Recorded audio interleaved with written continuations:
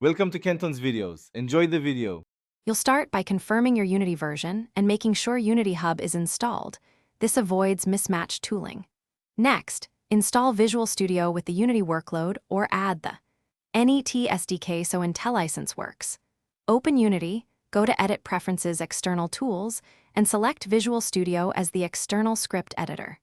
Once done, Unity will generate project files automatically when scripts change, which lets Visual Studio index the project and provide auto-completion and debugger hooks.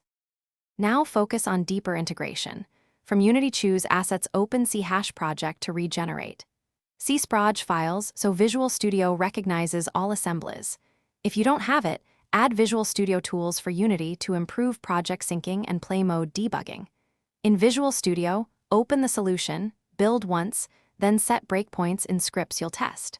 Make sure Unity is in play mode before attaching the debugger. Attach using Debug, attach Unity Debugger to select the running editor instance for step-through debugging.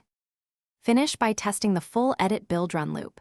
Edit a script in Visual Studio, save, switch to Unity, and confirm the compilation completes without errors. If Visual Studio doesn't attach or IntelliSense fails, restart both Unity and Visual Studio first.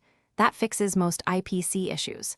If problems persist, close Unity, delete the library or the VS folder to force regeneration of project metadata, then reopen the project. This rebuild clears corrupted caches and usually restores proper editing and debugging functionality.